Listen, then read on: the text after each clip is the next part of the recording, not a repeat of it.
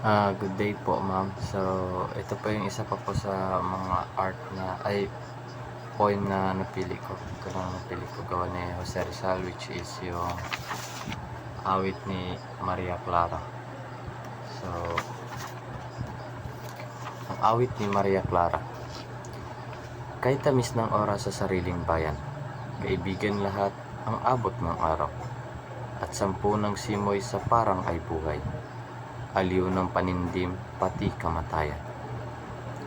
Maalab na halik ang magsaliw-salib sa labi ng inang mahal pagkagising.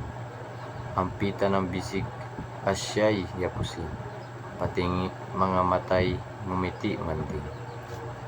Kung dahil sa bayan kay tamis mamatay, doon sa kasuyo ang abot ng araw. Kamatayan pati simoy sa parang, sa walang pag-ibig ni ina ng bayan. So, yun nga no, sa first stanza or unang saknong, no, ang pinapahiwatig dito ng manunulat, no, na kung ano yung nagiging effect or ano yung naidudulot, no, ng ng ating bayan, no, sarili nating bayan, ano yung ganda na naidudulot ng sarili nating bayan sa ating mga sarili, no. Kumbaga ito ay kinukulayan niya ang ating buhay, no. So ito yung parang nagiging rason natin para mabuhay, no, bilang isang kabayang Pilipino or isang mamamayan ng isang bansa or isang lugar, no. Ito yung nagbibigay ng buhay sa atin, nagbibigay ng paninindigan, no, ng purpose, no, ipaglaban yung ating bayan. So dito sa pangalawang saknong,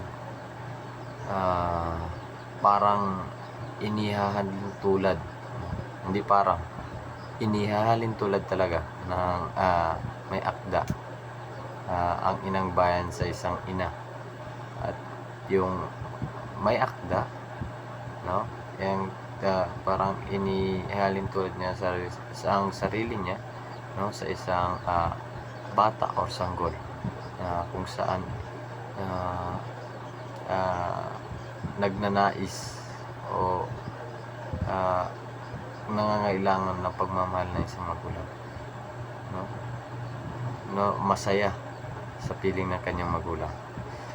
So dito sa pangatlong saknong, no, kung dahil sa bayan kahit may sumatay doon sa kasuyang abot na araw, dito sinasabi lang dito kung gaano ka-deep yung pagmamahal ng author, no, sa kanyang bayan, na kahit ikamatay niya pa, no, yung mismong kamatayan na,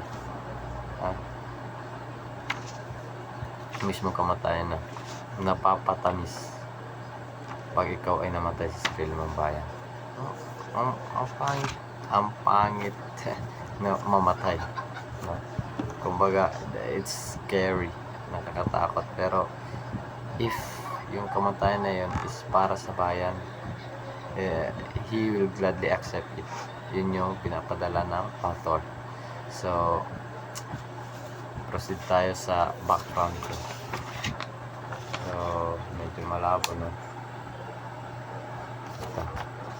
So, dito ko sinulat yung tula sa may bilog, like parang nagsisimbolize siya ng araw, not really sun, pero parang crystal or orb na nagbibigay ng kulay, no, based dun sa nabanggit or yung minimin ng unang sakno. Saan kita natin nagre-radiant siya ng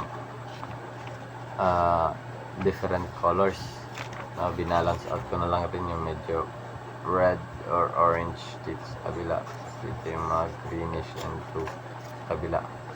So para hindi masyadong fun, medyo weird lang tingnan pero goods naman. So, yun yung pinaka-meaning ng background tone. Also, yung bilog pala naka-highlight. Same with the mother dito sa baba. So, ba't nga ba naka-highlight yung dalawa? So, yun nga sa unang saknong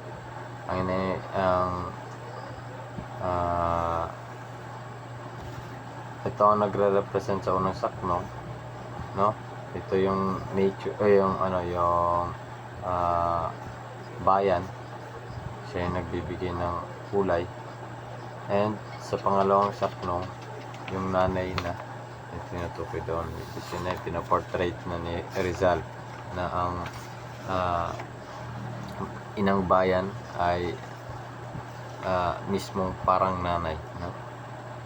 So, inihalin tulad ko, same sila naka-highlight. So, nilagyan ko rin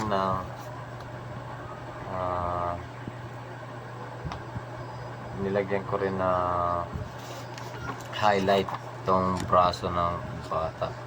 Kabilang side lang. So, bakit? Kasi nga, syempre, siya yung nagbibigay liwanag. So, parang pinortrait ko siya na nakakonect yung kamay nila and nagre-raid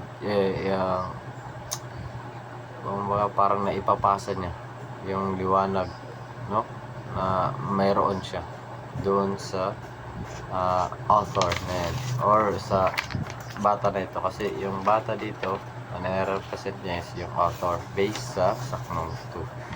So dito sa saknong 3, no, medyo na ako dito kasi wala akong mailagay na babagay dito na mag-represent as kamatayan. But then, yung para sa akin, yung mismong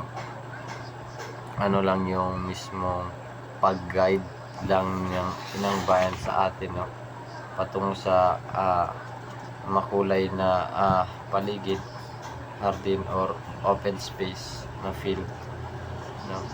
Siya yung gumagabay sa atin, no, kahit sa dark path, no. So yun yung parang nagrepresent sa akin ng support ng or yung courage na nabibigay ng inang bayan sa atin, no. Itong dark path na ito na tinatahak nila, both sila. So yun lang po, that's all. Yun ang pinaka-explanation ng aking background.